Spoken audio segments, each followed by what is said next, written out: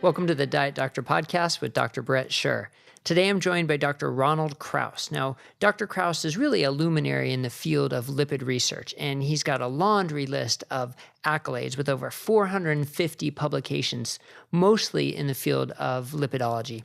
And he's the director of the atherosclerosis research at the Children's Hospital Oakland Research Institute. He's a professor of medicine at UCSF, professor of nutritional science at Berkeley. He's been involved in development of cholesterol guidelines, what's called the ATP program in the past, and he was the founder of the American Heart Association Council on Nutrition, Physical Activity, and Metabolism. He definitely has one foot firmly planted in the cholesterol world and one foot firmly planted in the lifestyle and nutrition world. And I think that's one of the things that makes his perspective so unique. Let's be honest, we can all kind of get too entrenched in certain paradigms. One paradigm that all LDL is bad no matter what.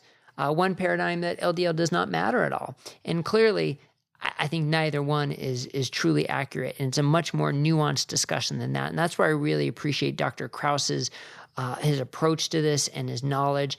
And let's face it, I mean, he was the pioneer in identifying the size and the density and the different varieties of LDL cholesterol. So when it comes to understanding the nuance and that not LDL is the same, he is definitely the man to talk to. So we cover a lot of ground in this discussion about LDL, about lipids in general, and of course, what it means to your lifestyle and how your lifestyle impacts that. So sit back, get out a pen and paper. There's a lot to digest here, but I really hope you enjoy this interview with Dr. Ron Krauss.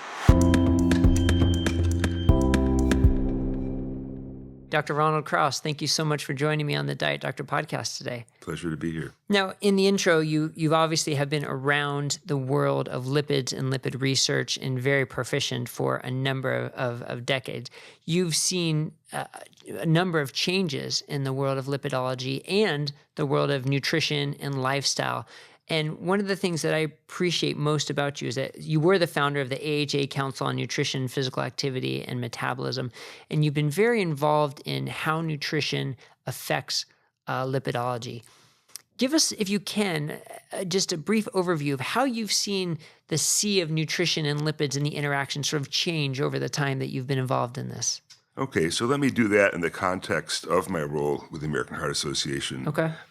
Early on, I became involved with what was then called the Nutrition Committee that, among other things, set guidelines for heart disease prevention with diet periodically. And one of my first exercises was to update those guidelines, and that I did when I became chair of the Nutrition Committee. And I'd inherited a kind of a set of rules that were implemented over the years that emphasized reducing fat and replacing the fat with carbohydrate. It was this low-fat message. This was not that long ago. It was, well, for me anyway, it was about 20 plus years ago. That was the prevailing recommendation. But at the same time, I was doing research, trying to understand the role of lipoprotein metabolism in atherosclerosis as it's affected by diet.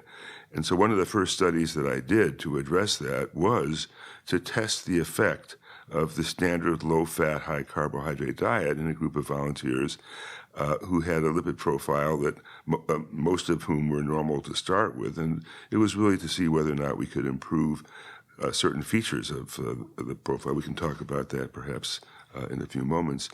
But what I found was, to my surprise, that the standard low-fat, high-carbohydrate diet actually worsened the lipid profile in a substantial subset of this population in ways that have really very strongly related to heart disease risk outcomes, higher levels of LDL particles, and higher levels of triglyceride, which is another risk factor for heart disease. And it wasn't a complete surprise because looking back over the years, others have shown that high carbohydrate diets can induce a high triglyceride level, but the effect on the LDL was really what was quite surprising. And as a result of that, and further research that I engaged in to explore that mechanism further, I changed my views on what the proper diet should be for heart disease prevention. One issue is individualizing the approaches to people based on their metabolic profile. So there's an issue of not everybody needs the same diet. But for the overall recommendations, I tried to move the Heart Association a little bit further away from the low-fat approach. And I wrote another set of dietary guidelines 5 years later that reflected that. But it was like trying to move a mountain, because the amount of investment in that old message was so strong that there was resistance to doing that. Over time, I think, with further research, which we can talk about, that approach, I think, has been challenged by many others. And that change, I think, is now in play, although organizations like the Heart Association and even the U.S. dietary guidelines that are charged with making public recommendations still put a great deal of emphasis on the fat side of the equation, and are beginning to be more concerned about the carbohydrate trade-off. But I think it could be taken even farther. Yeah, I mean, there's a lot there, and just in that one statement that you made, that these guidelines were already set in place and believed to be true, and yet you had research showing not only was it maybe a neutral effect of what the guidelines were, but a potentially deleterious effect. For a significant subset of the population, not for everyone, but, Right. but enough people to be concerning. Yeah. Right, and yet still they haven't come 180, which you think they would once the research came out, because once you're entrenched in a guideline like that, it's hard to back out of that room and change your tune. Yeah, and then you have to look at the overall evidence, not just about what happens to lipids on various diets, but how do those diets relate to heart disease outcomes. And I've been more engaged recently in evaluating the literature that addresses that, and some of this I'm sure you've already talked about in other contexts, but it's clear that the evidence that was thought to exist linking saturated fat in particular to heart disease risk didn't hold up very well when we looked at the actual literature.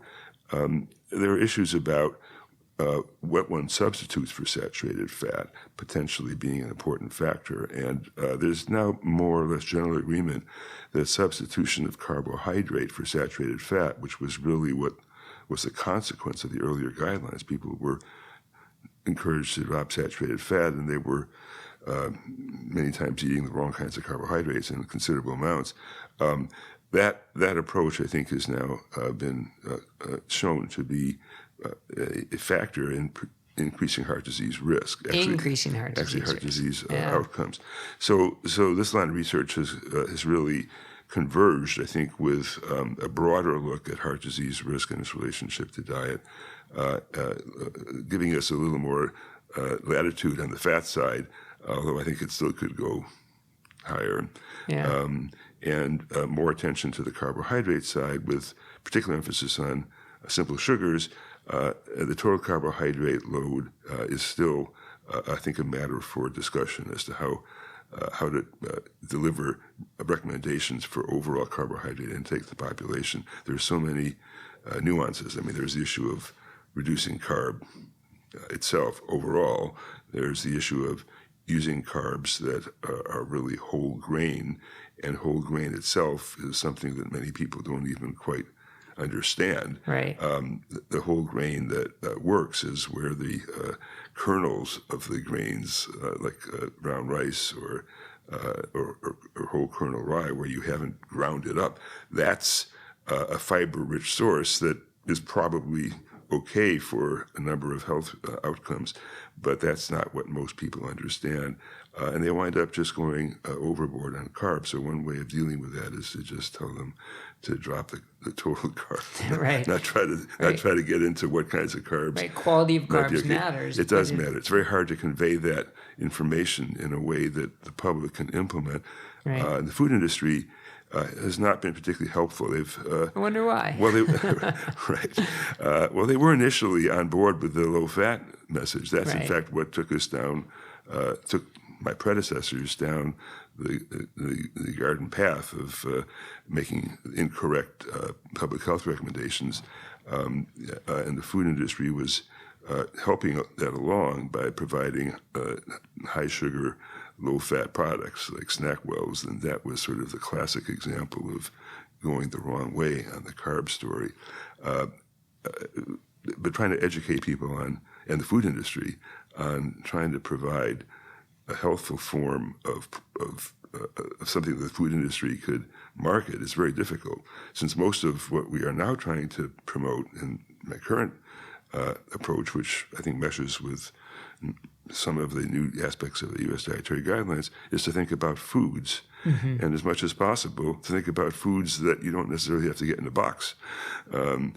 Because once the food industry gets involved with packaging and processing, things change, and there isn't a strong advocacy on the marketing side for the kinds of foods that carry a lot of health, the whole grain products, the products that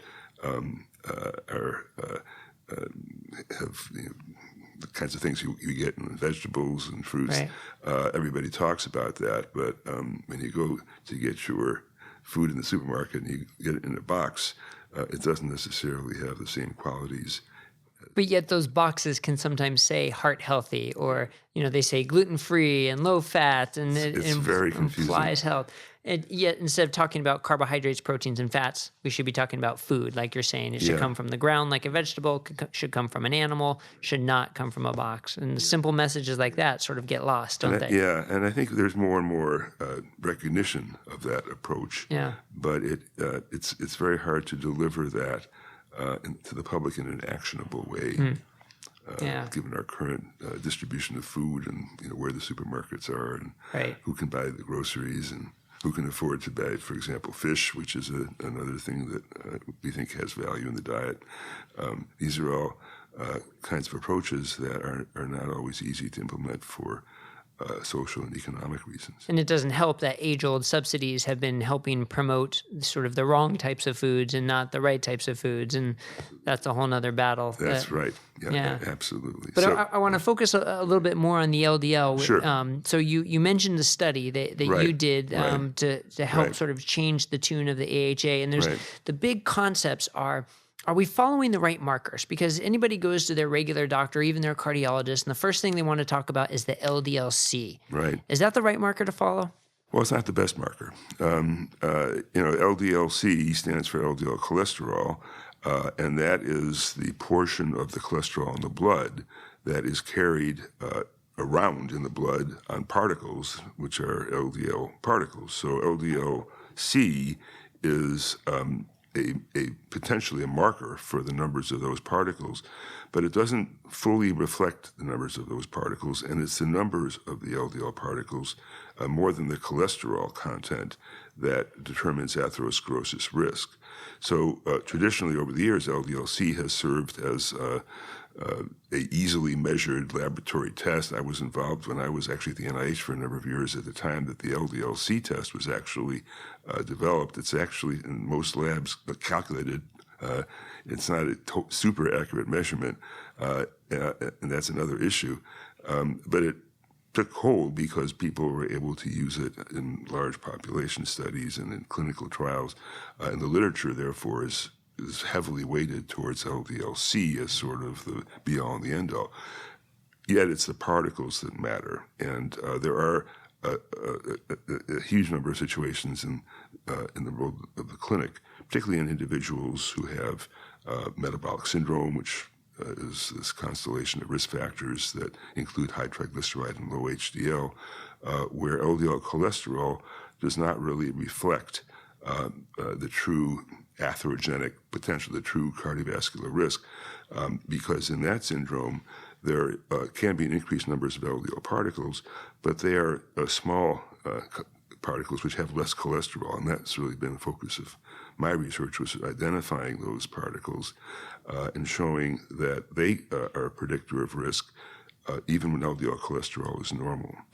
And so that's a significant percentage of the population where LDL cholesterol does not truly reflect the risk.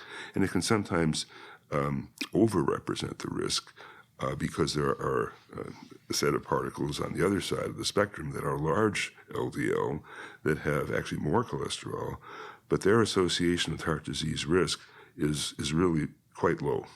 In fact, there's a number of studies which I've talked about. A lot of people still don't really register that there's really no obvious relationship of those particles to risk. So some would argue if you cancel that out by accounting for the number of particles, then the size has less of an impact. But I think you would disagree with that statement. Well, it's a matter of how you frame the question. The numbers of LDL particles is a desirable metric for heart disease risk. And when the particle number is elevated in general, that tends to be correlated with increased levels of small LDL particles. The number of individuals in the population who have high LDL particles based on the larger LDL is a minority.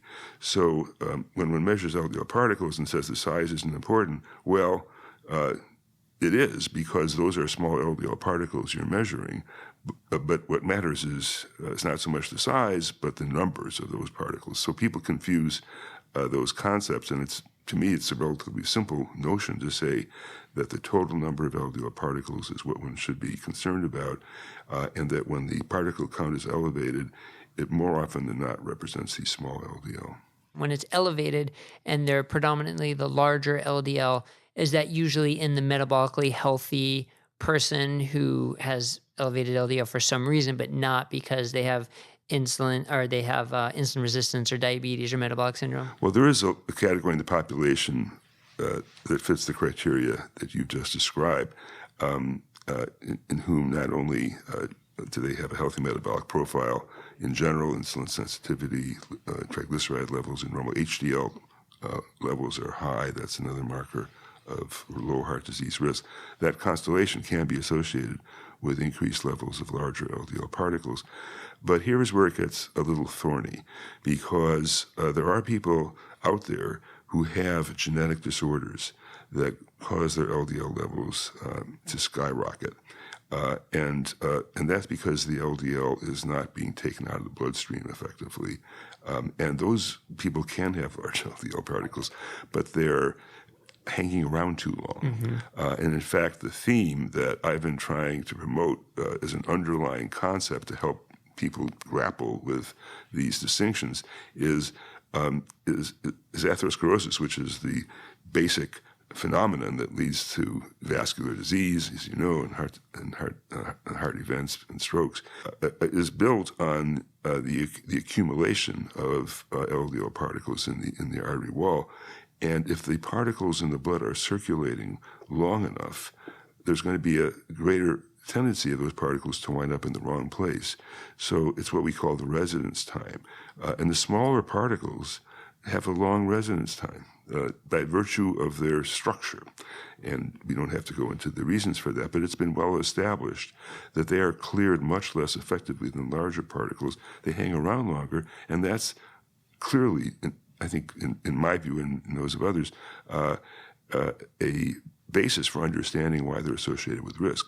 Well, if you have a defect in the receiving end, where the liver is the receptors. The receptors are defective, that can also lead to increased circulation time. And there, the LDL particle number still is important, but they could well be larger particles because the defect is not in the particle; it's in the receptor. So that's why I do what I do.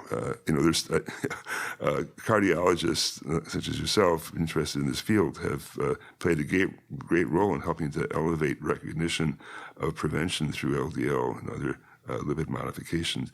Use of statins, for example, was greatly enhanced by the involvement of cardiologists in clinical trials. The lipidologists can go into a little more detail than is usually possible in other clinical settings, based in part on using the right kind of tests that can distinguish these different particles and make clinical recommendations on an individual basis. I see patients, and I don't I can make generalizations, and we've made some here about large and small LDL, but I see patients who have large LDL, and I worry about them sometimes because of other factors, genetic. So if they have familial hypercholesterolemia, if they have a family history, if they have a family history of heart disease, or if they have other known risk factors, I tend to take that more seriously and hedge one's bets, and not say, "Oh, don't worry about this." And I'm facing.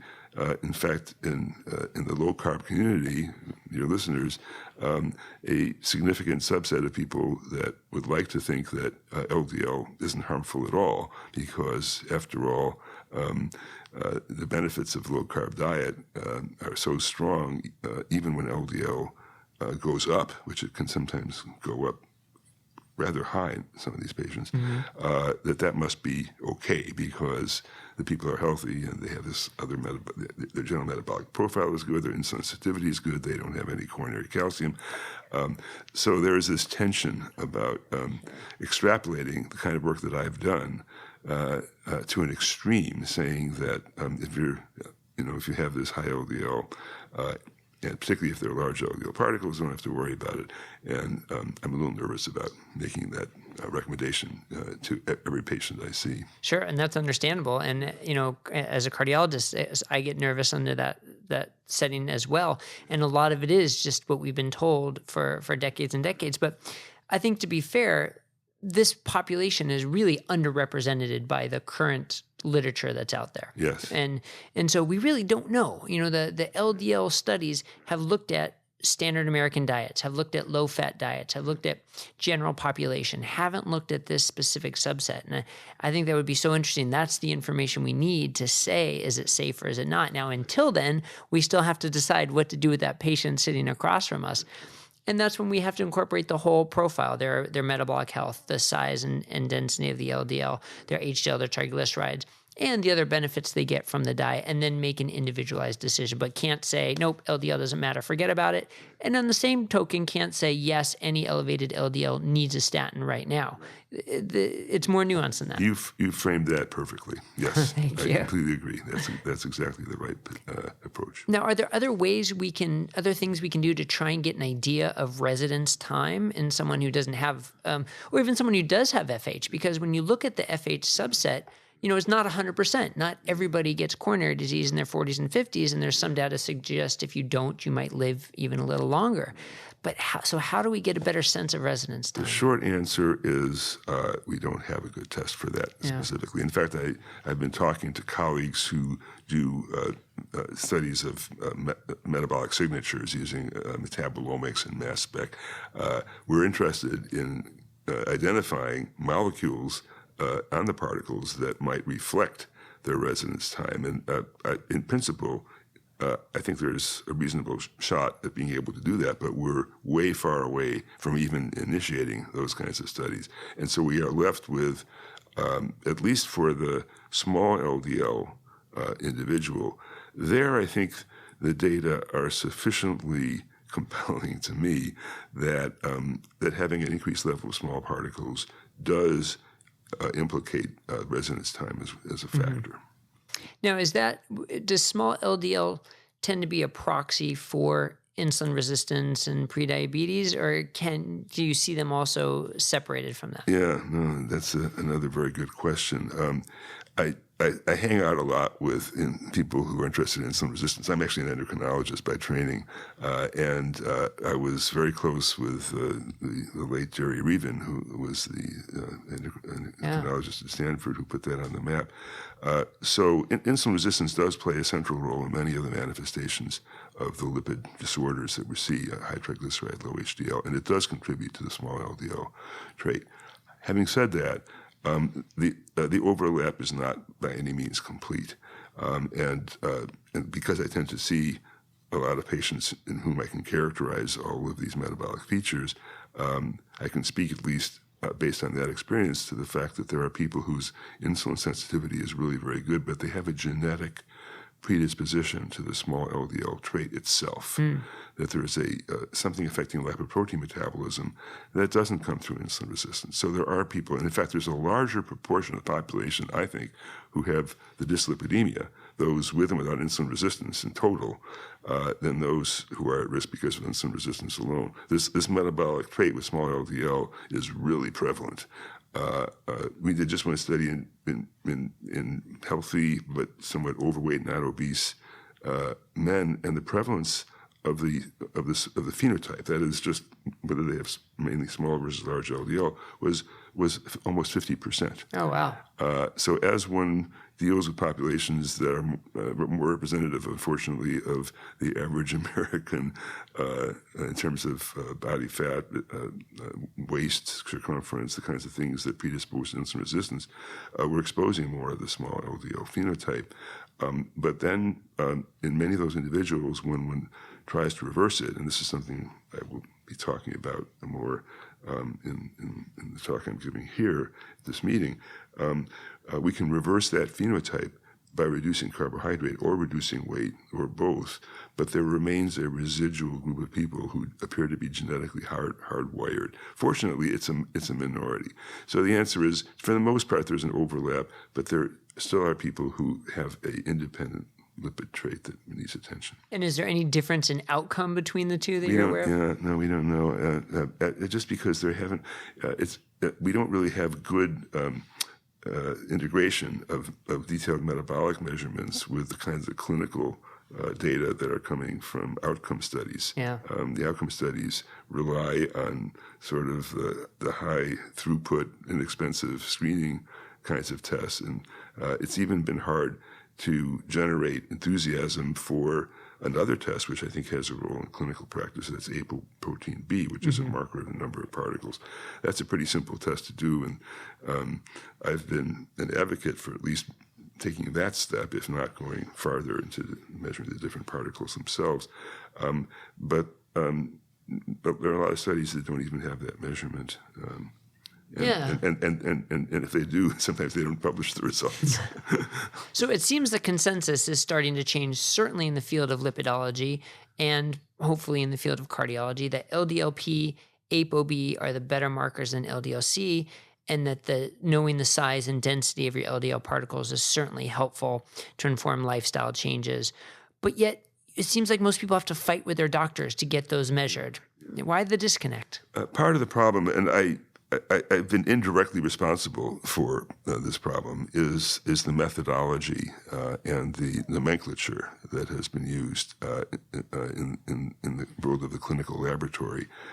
Because I actually introduced the first clinical testing for this, which was an electrophoresis procedure, which was really not completely quantitative. It was a way of getting a semi-quantitative assessment. But we're talking about different kinds of LDL using that measurement. But then there were a couple of new methods, including another one that I developed that went much farther in terms of being able to quantitate the numbers of particles. But they use different principles. These methods, one of them uses something called NMR, mass spectroscopy. My method uses something called ion mobility. And we haven't yet joined forces. So clinicians from the clinical laboratories can be confused as to what it is they should be measuring. We don't quite know what the targets should be because there haven't been really extensive studies to establish anything like targets, although now the guidelines for cholesterol have abandoned targets anyway, so maybe they're not needed, which I tend to disagree with. So people are confused in part by the methodology, and it's also a little bit daunting to see the information that comes through with these tests, because the way the reports are annotated, while they attempt to be helpful to the clinicians, I think still leave a lot of questions as to what this means. So what I've been doing is an N of 1, and others have been doing it more broadly, but whenever possible, try to educate people on the use of these tests. And once they get a feel for it, I think it becomes much more attractive to them. In fact, when I first discovered that there were these subclasses, it's been now 30-some years ago, actually, I faced a tremendous amount of resistance among my colleagues. It took about 10 or 15 years of just, believe it or not, of hammering away that this even exists, because people were not able to see it in their own laboratories, and I had this what they called esoteric at the time, some people still call it esoteric, methodology, and they weren't doing it themselves. What happened was, as the methods became more accessible and other people started to adopt it, they say, wow, this is obvious. Right. And now it's in the textbooks, and I don't even get a credit for it.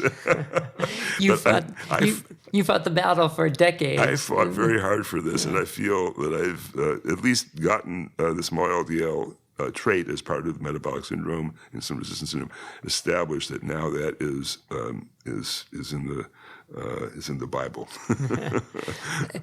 I guess one of the other arguments, though, is some would say it's an added cost without a clear added benefit beyond non-HDL cholesterol, and right. because you're talking about the whole population.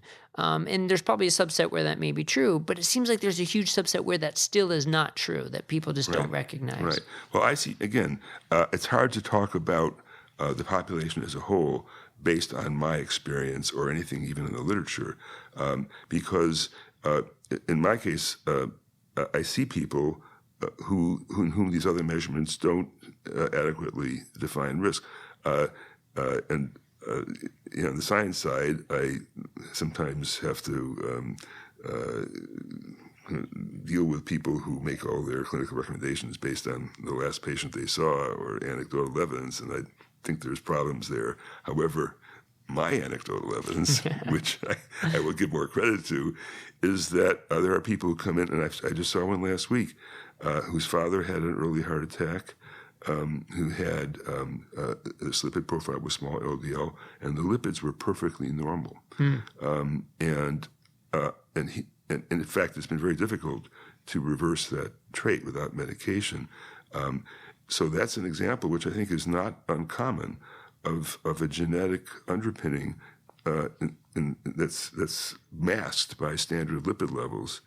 And there are people out there like that, who would not get picked up by a standard lipid test and who should be intervened on. And family history can be helpful, but not everybody has an informative family history.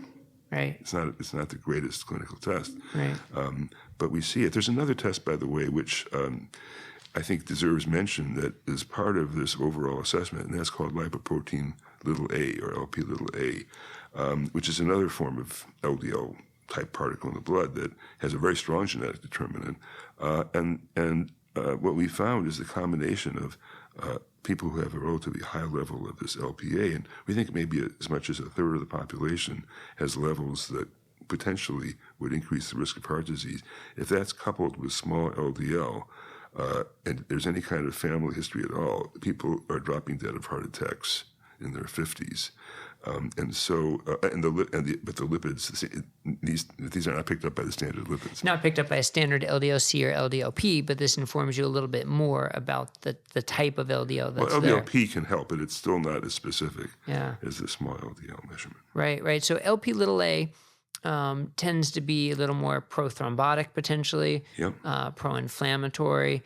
Does it also have a higher residence time as well? Yes, it has very slow clearance by the LDL receptor, and it tends to get oxidized relatively easily, which is one of the things that happens to small LDL as well, that makes them more toxic to the arteries. Right. So very important test to measure. Now, the traditional teaching is you measure it once, and there's really not much to do about it in terms of treatment. Of course, there's research being done with these antisense RNAs, but for the time being, do we have much to address it? Not much. One of the treatments that is currently out of fashion, nicotinic acid, can lower LP(a), but the argument against it is we don't have evidence that lowering LP(a) with niacin is beneficial. Some of the newer approaches, PCS, this new anti-PCSK9 antibody that is being used in high-risk patients can lower LP(a). It's one of the more attractive features of that, although you can't get the insurance people to cover it for LPA lowering. It's not a bona fide indication. But you're right. With that exception, for the most part, Lp(a) is relatively fixed genetically. The value of it, and I believe there is value to screening, is to help give a broader picture of the overall risk, particularly in the context of situations where you're not sure whether one should be aggressively lowering LDL, for example. So this brings in the concept, which I will take a few seconds to emphasize, is absolute risk versus relative risk. Very good. So LPA increases the risk of heart attacks when it's elevated by as much as a factor of threefold, depending on the cut point, but it's pretty powerful. That's relative risk. But you're multiplying that relative risk by the number of by the absolute risk overall. And so, if the absolute risk based on every other measurement is very low, multiplying that time by 3 is still going to give you a low number. If it were 0, it would be 0. So what we do, and I think justifiably, is to be more aggressive in lipid management and risk management in general to lower the absolute risk in patients who have a high LPA and a strong family history.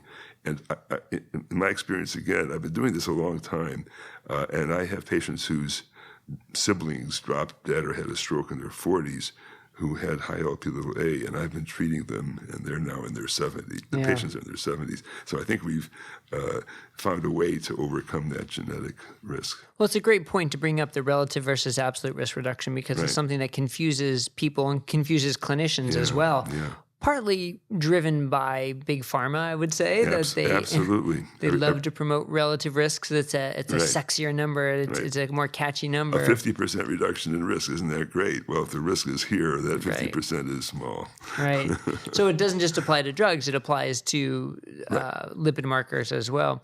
Exactly. Yeah. Now, interestingly, I have to throw this out there. Up until a couple weeks ago, I thought Lp(a) was something you could not change with lifestyle because it was genetically set. I don't know if you're familiar with Dave Feldman at cholesterolcode.com and his colleague Siobhan Huggins. She did an N of 1 experiment, which, take it for what it is, an N of 1 experiment, where just changing her dietary consumption, she was able to see a huge swing in her Lp(a), which was shocking to me. And I hope there's more coming on this topic, because it's traditionally been taught you can't affect it with lifestyle, but here we have some evidence that maybe you can. So there's two features of that. I wasn't familiar with that particular story, but there are two components there that I think are relevant. One is, in fact, I published on this, going back to the traditional low-fat, high-carbohydrate diet, which was supposed to be good. Right. It can raise Lp(a). So Lp(a) can go up with high carb, and so the converse can be true as well. There can be some reduction. It tends to be relatively fixed, i.e. the changes in general are small, but they're in the direction that if you go on this kind of a diet with dropping carbs, that you may have some benefit. But the second component is genetics, because there's at least 50 different genetic subtypes of Lp(a), and there are some that are more responsive to X and others that are unresponsive. There's some that we follow over time, and they can go like this, and we never quite know exactly they go up and down. Right. And there's others that are rock solid. So there's a genetic component. It's sort of one of the prime examples of a complex genetic trait that is very difficult to dissect on an individual basis. We don't have ways of knowing who has which genetic marker and how that's going to respond to diet. But this may be part of the story for that N of 1. Good point. Good point.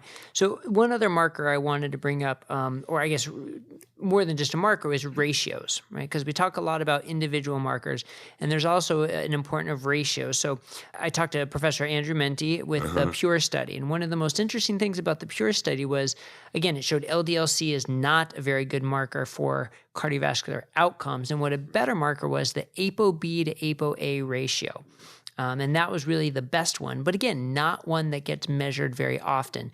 So how do you see the role of the ApoB to ApoA ratio? Well, I think it has a lot of merit, because the numerator is a measure of the number of LDL particles, and in fact, overall, not just LDL, but all of the atherogenic ApoB-containing particles. That's good. The denominator is reflecting a protein that is responsible mechanistically for the benefit that has been attributed to HDL on heart disease risk. We can get into ApoA versus HDL cholesterol. It's another example where the HDL cholesterol is taking us down the path where that marker is not so informative because it's not necessarily reflecting something that can be reflected by ApoA1 specifically. It's different forms of ApoA. So the ratio of ApoB to ApoA1, I think, has merit as a risk assessment tool. In fact, the ratio of cholesterol to HDL cholesterol also works pretty well Right. As a risk marker. The problem is that we can't necessarily translate that risk marker to a target of treatment. If you start treating a ratio, you get into some potentially very inappropriate outcomes. Trying to, for example, raise the HDL has been shown, HDL cholesterol has been shown to be relatively, in fact, completely ineffective. Despite the fact that low HDL is a risk factor. Well, we don't have the same confidence in ApoA1 as a measurement in a ratio. Is reducing that ratio by raising ApoA. Is that going to be beneficial? One would like to think so, but we don't have the evidence for that. So I would put those ratios in the category of good markers for risk, but not necessarily using the ratios themselves as targets. Yeah. And that's another great point to bring up to differentiate targets on treatment versus targets with lifestyle changes. Yeah. Because there does seem to be a significant difference. You can target the HDL with CETP inhibitors, which have either increased risk or been totally neutral. So clearly the drug manipulation of HDL is not beneficial. But the nutritional manipulation and the lifestyle manipulation theoretically should have a different impact. Well, you are doing the right things to risk by the proper lifestyle intervention, and that can be reflected by these ratios and by these measurements improving. Absolutely. Whether they are markers or whether they're actually involved in delivering the benefits of those interventions, we don't know, but they go along with the territory. For example, we showed years ago, one of the earliest studies that was able to show changes in HDL was looking at the effects of physical exercise. My colleague Peter Wood at Stanford was the pioneer of that work, and we were collaborating with him. In fact, when we learned that exercise could raise HDL levels, it convinced me to go out and start running. I was actually very sedentary up until that time, and I decided, well, boy, if this is going to raise my HDL. And of course, in retrospect, it's probably the running and not necessarily the raising of the HDL that was beneficial. But no, you're right. That axis of working on a metabolically healthy nutritional or lifestyle intervention, when it causes changes in these markers, I think it's more or less a reflection of in part of the effects of the benefits of those changes. Yeah, because one of those changes is increasing fat in the diet, and specifically saturated fat can dramatically improve the ApoB to ApoA1 ratio. Yeah. Well, there you have to be careful that, yes, one can do that, or one can keep the ratio high if it's high to begin with. And that it's also been shown in people that you can raise the ApoB and the ApoA1 together. Our studies and our look at literature would suggest that that's probably benign. Yeah. But we don't know for sure that that's true for everyone. Right. All right. So we touched on HDL here a little bit. So I want to talk a little bit more about HDL. So when people have an elevated HDL level, whether it's 70 to 120, and it's naturally elevated, not on any drugs, would you count that as a beneficial effect, or would you say we need to know more about it? Do you want to know if it's the specific HDL2, or do you want to know if it's what their ApoA1 is, or some greater assessment of HDL function rather than the absolute number? Yeah. Well, as you're indicating. There can be a measurement. There is actually a measurement of HDL function that does appear to reflect its benefit on cardiovascular risk, atherosclerosis development, and that is the ability of HDL to promote the efflux, the removal of cholesterol from tissues, particularly the cells and macrophages in the plaque that lead to plaque development and progression. And there are tests that have been developed that allow that to be measured. Those are not clinically out there. They're really more for research purposes. And And what we've been trying to do, what many people have tried to do, including myself, is to try to identify a particular measurement that we can do in the blood of a more standardized nature that doesn't involve having to go into the lab and use cells and culture. And it hasn't been a clear match. So making a shorter answer, we really don't have a particular particle that we can identify. Having said that, I will take credit for one other thing that was sort of lost in literature. I was never convinced that HDL had a beneficial role at all. I felt that what we were seeing, and in fact this is still largely true, people who have low HDL also have small LDL, high triglyceride, insulin resistance, and I felt the low HDL was a marker and not causal. Well, this was in the era where we were just starting to make transgenic mouse models, and so my colleague Eddie Rubin and I took a mouse model of atherosclerosis and expressed the human ApoA1 gene. So we were able to jack up the A1 levels and make human-like HDL. And guess what? They had less atherosclerosis. So that actually convinced me that there is potentially an important role for this pathway. If you are increasing ApoA1 availability, that's probably the best way to reduce risk from the standpoint of HDL raising. And maybe measuring ApoA1 is a good reflection of that, but it's really the dynamics. It's the production. So that's been a holy grail in the pharma, which has not yet yielded a drug that has that effect. So it's still, I think, kind of undeveloped as a potential path to be able to pinpoint what it is that reflects that quality. It's doable. We just haven't gotten to the answer yet. Yeah. So it seems like it's clear that a low level is an increased risk factor based on Framingham data, based on all the observational data we have, that actually low level of HDL is a better predictor than a high level of LDL. But maybe the higher level of HDL, there's some sort of subset and differentiation we still need to make. But the low level of HDL is a risk factor. I'll come back to the point that when you start introducing measurements of small LDL, for example, remnant lipoproteins, which is another class of triglyceride particles that are atherogenic, high levels of those particles tend to travel with low levels of HDL.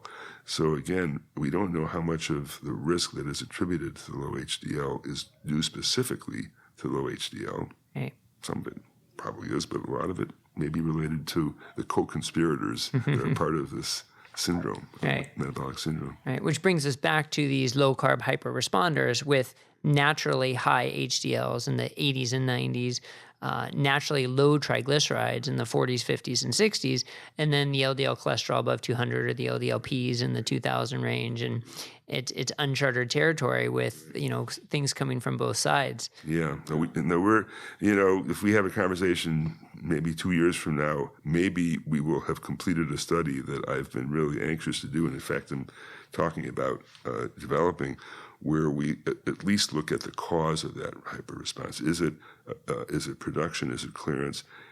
Is there effect on residence time? Are these particles just sailing through and not causing problems? Maybe they're going the other way. Maybe they're not going to the artery. Maybe they're coming back. Right. I mean, these are all kinds of questions that have been out there, which have been more or less pure fantasy because we don't have the data. So I think it's one of the more interesting questions that I'd like to address. But having said that, I think, as we talked about a moment ago, there is a subset of individuals who have this trait who, for all intents and purposes, look like they're not going to develop coronary disease, at least over the short term. They have no family history. There's nothing else genetic going on. This higher LDL and LDLP response may be benign in the subset of those individuals. We just need to know who they are. Right. And one thing that's so interesting is a number of physicians, when they see these people, want to label them as familial hypercholesterolemia and throw them on a statin right away. And that shows sort of, again, the failings of just wanting to hang your hat on one biomarker instead of realizing FH is a constellation of symptoms, diagnosis, family history, and physical exam findings. And it's one interesting feature. I'll just say that if you have one of the FH genes, if you're heterozygous for FH, you may go through life with high LDLs and never have any problems at all. There are families like that. Right. And so it's not always a marker for high risk. Homozygous FH, where you have two genes and you have super high LDLs, that I think is a different category. But there are people who, it gets back to your point, that just based on the LDL alone, even in those patients, may not be sufficient as a means of assessing risk. So how else would you assess their risk? Would you use calcium scores or CIMT? I mean, what other tools do you have in your toolbox? Well, calcium scores I do use in situations like that. I don't use them a lot routinely, but if there's any question that a patient presents either genetically or on a low-carb diet, with a high LDL-P and what looks like a otherwise healthy metabolic profile, I do use a calcium score as a way of helping to stratify risk, because sometimes I see people who do have some calcium, and those I go after. If they don't, it doesn't necessarily give them a clean bill, because after all, the calcium score is just measuring the outcome of a plaque that may have already healed. It's not measuring the cholesterol in other parts of the vessels that are parts of plaques that could become inflamed and rupture. So it's not a perfect test in that regard. But if there's a negative family history, and I look at triglyceride and HDL, small particles, Lp(a), if none of those things apply, it gives me much more confidence to agree with the patient who usually is coming in saying, I don't want to take a statin. Right. If they come in and say, I'm willing to take a statin or I'm interested in taking a statin, I usually don't argue against it, honestly, because I can't really be convinced that it's a safe, that they don't need something. But if I feel that I could support the patient's desire to avoid statin use, particularly, for example, in young women whose absolute risk is so low to start with, Right. I just worry about that, because one of the things, and I don't want to overemphasize this because it sometimes can be blown out of proportion, but my major NIH grant right now is to address the basis for adverse effects of statins. So we're studying the mechanisms by which statins can promote muscle damage, myopathy, as well as increased blood sugar levels and increased incidence of diabetes. These effects tend to be written off by many cardiologists to say, listen, the benefit is so great that these effects are just not worth worrying about. But if you take an individual whose risk is already low and who's not necessarily likely to get a huge benefit of statin, like again, a young woman, and we know that the risk of developing diabetes is actually higher in women than men, we may be tipping that person into a worse metabolic state by prescribing statins. I don't want to overemphasize that, because people are scared of statins. This is still a minority of the population, but we'd like to find ways of identifying people who are susceptible to those effects so we can advise them in advance. That's another goal that I think eventually could lead to better personalized medicine. Yeah, such an important statement right there about weighing the risks and the benefits. And you made a comment that so many physicians say, well, the benefits are so great, you should just take it. Well, are the benefits that great? Because that's when we get into the relative versus absolute, and at what baseline risk are we starting with? That's right. The patient population matters a lot. I think there's no doubt, that for patients who've had cardiovascular events, that the clinical trials strongly support the benefit of statin use.